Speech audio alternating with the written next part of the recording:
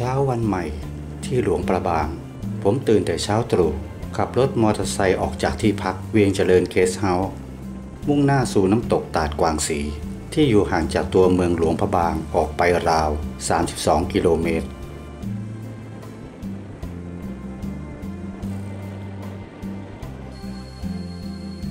พอถึงน้ำตกตาดกวางสีก็เตรียมอาหารและเครื่องดื่ม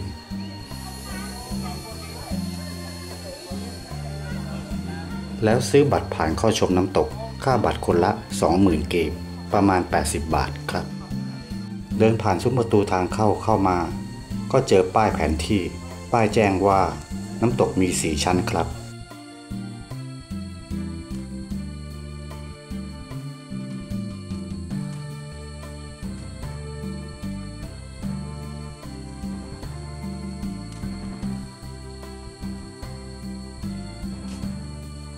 เดินเข้ามาอีกไม่ไกลก็เห็นสวนอนุรักษ์หมีทราบว่าที่นี่เป็นแหล่งรวบรวมหมีที่ช่วยเหลือมาจากการค้าสัตว์ป่าผิดกฎหมายในที่ต่างๆของประเทศลาวแล้วเอามาเลี้ยงดูอนุรักษ์ไว้ที่นี่ครับ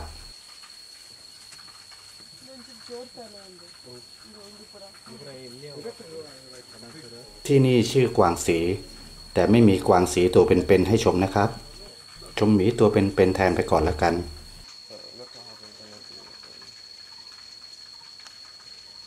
แต่ละตัวอ้วนจำม่ำน่ารักดีครับ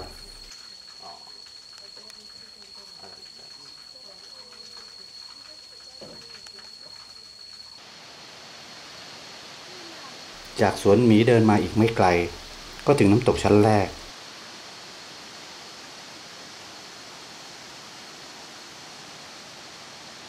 น้ำตกตาดกวางสีที่นี่เป็นหินปูนน้ำจึงเป็นสีเขียวมรกตสวยงามดีครับ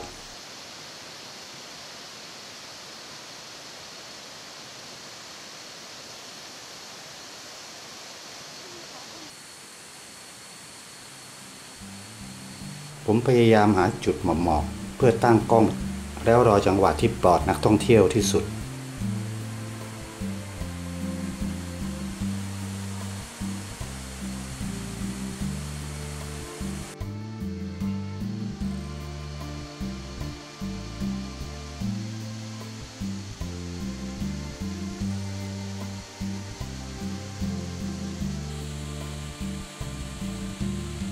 เดินสูงขึ้นมาอีกน้ำตกก็จะกว้างขึ้น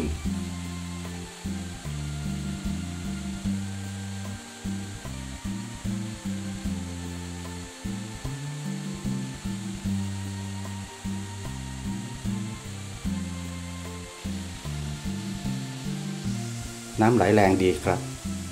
แม้ช่วงที่ผมมานี่ไม่ใช่หน้าฝนก็ถือว่าโชคดีที่มีน้ำตกไหลสวยๆให้ชม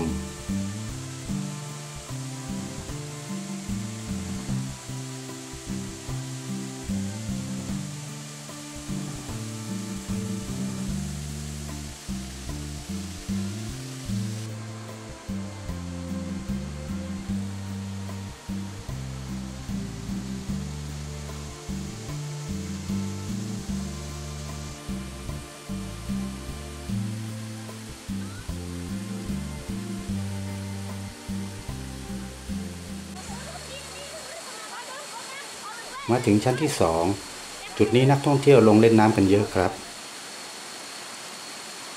อากาศเย็นสดชื่นธรรมชาติร่มรื่นมากๆ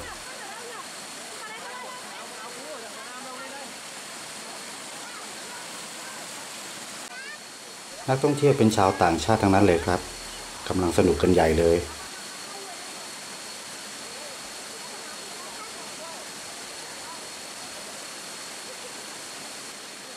สาวน้อยเสื้อแดงคนนั้นกำลังสร้างสีสันให้กับม่านน้ำตกเลยครับ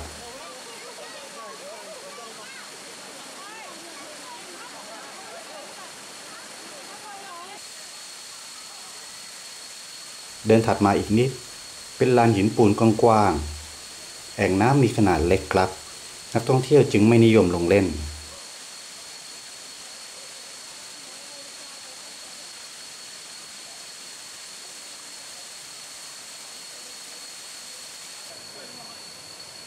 แต่ในมุมมองธรรมชาติแล้วดูสวยงามทุกจุดครับ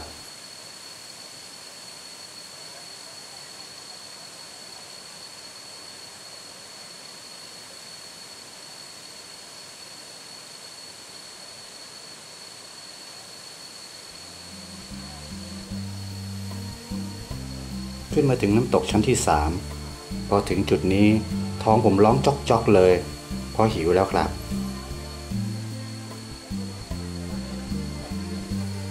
จุดนี้จึงเหมาะให้หยุดพักทานอาหารครับผมตุนเสบียงอาหารมาพร้อมนั่งทานอาหารไปชมธรรมชาติไปมีความสุขดีจังครับ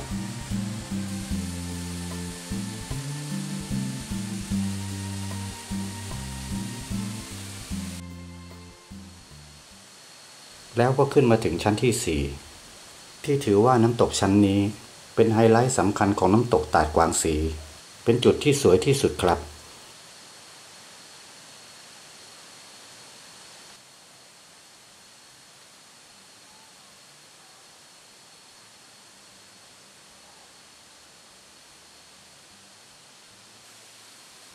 มองตำแหน่งแล้วบนสะพานนั่นคงตั้งกล้องบันทึกภาพได้เหมาะมาก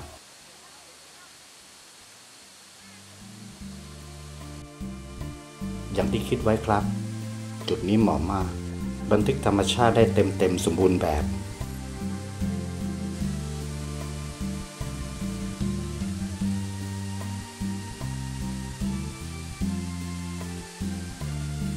จุดนี้เป็นน้ำตกที่กว้างและสูงน้ำไหลลดหลั่นลงมาเป็นชั้นๆสวยงามเกินบรรยายครับมองแล้วทำให้ผมนึกถึงน้ำตกสวยๆของไทยเรามี2แห่งครับคือน้ำตกห้วยแม่ขมิ้นกับน้ำตกเอราวัณที่จังหวัดกาญจนบุรีครับมีความคล้ายคลึงคล้ายๆกันครับ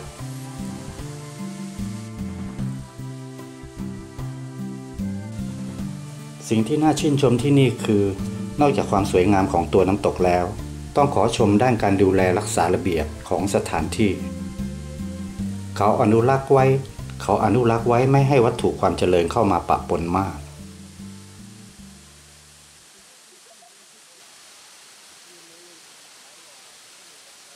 และเรื่องความสะอาดระบบการจัดเก็บของเขามีประสิทธิภาพมากครับตลอดทางที่ผมเดินเข้ามามองไปทางไหนไม่มีขยะเรี่ยราดให้เห็นเลยนักท่องเที่ยวก็ดูช่วยเหลือกันดีเมื่อทานอาหารเสร็จเหลือเศษอะไรก็เอาไปทิ้งที่ทิ้งถังขยะร่วมมือช่วยกันแบบนี้ดีครับ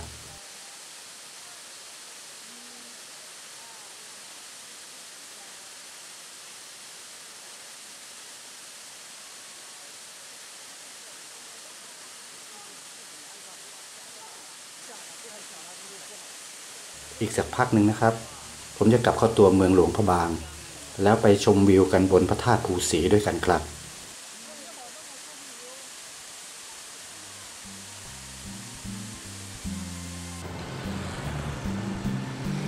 พระธาตุภูสีเป็นภูเขาเนินย่อมๆครับที่มองจากทิศทางไหนก็มองเห็นชัดโดดเด่นมาก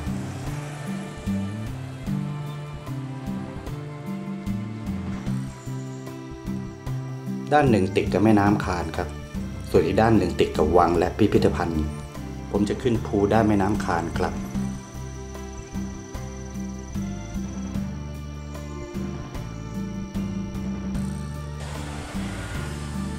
ทางที่พักเกสต์เฮาส์แนะนำว่า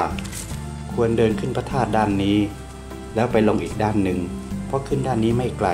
จะมีจุดพักสวยๆที่เป็นจุดประดิษฐานพระพุทธรูปปางต่างๆบันไดขึ้นมี300กว่าขั้นครับ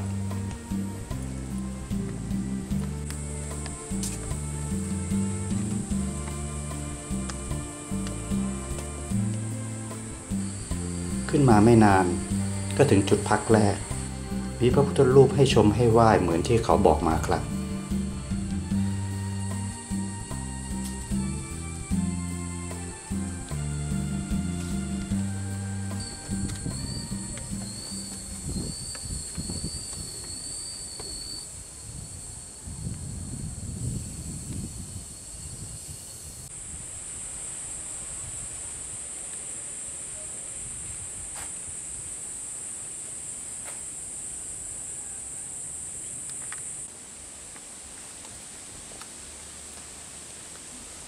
เดินขึ้นไปเรื่อยๆแวะชมที่จุดพักเป็นระยะ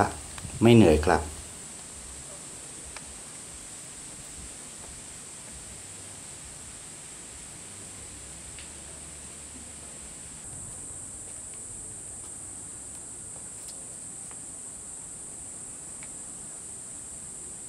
มอ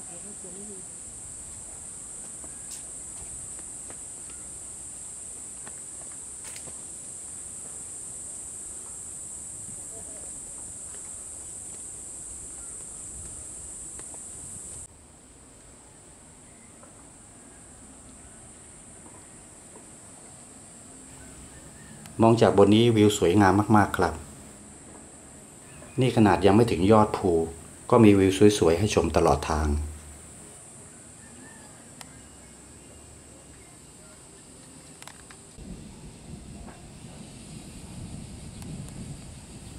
เดินสูงขึ้นมาอีกก็อยากบันทึกภาพไว้ตลอดครับ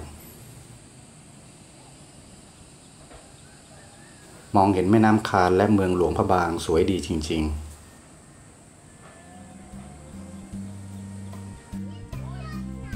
เอาล่ะถึงบริเวณยอดภูแล้วครับ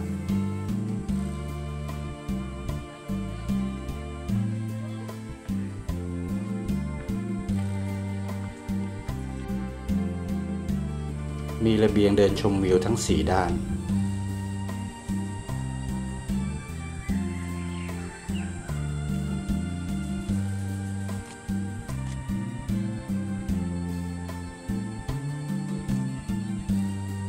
จุดนี้มองเห็นแม่น้ำโขงครับ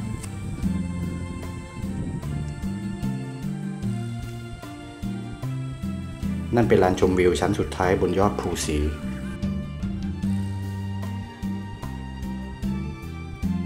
นี่คือองค์พระธาตุภูศรีหรือพระธาตุจอมศรีตั้งเด่นตระหง่านอยู่บนยอดภูครับจากจุดนี้มองไปทิศทางไหนก็ดูสวยและตรงจุดนี้คือยอดหินผาที่นักท่องเที่ยวนิยมขึ้นไปนั่งถ่ายรูปกันครับ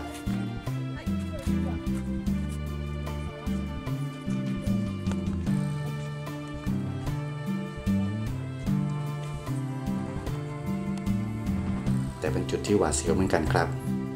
การมานั่งชมวิวถ่ายรูปบนยอดหินตรงจุดนี้ต้องระมัดระวังกันนิดครับ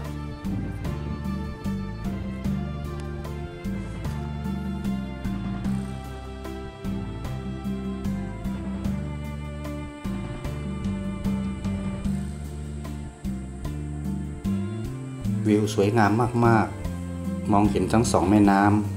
ำข้างบนนี้ลมแรงอากาศเย็นสบายมากครับ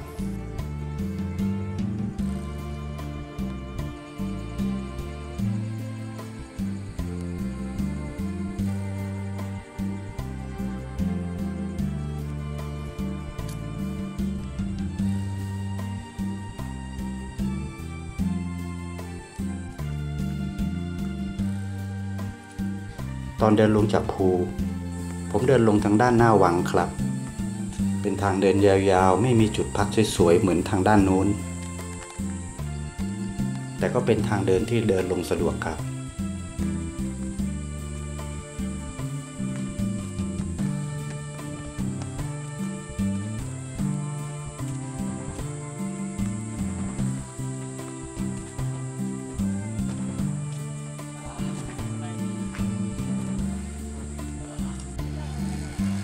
พอถึงข้างล่างเปลี่ยนบรรยากาศจากฝั่งแม่น้ำมาเป็นฝั่งถนน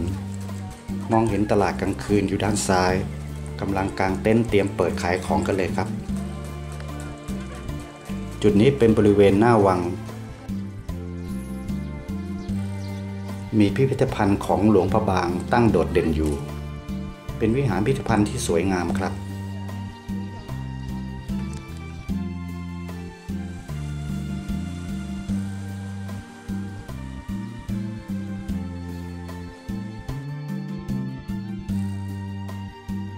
คลิปนี้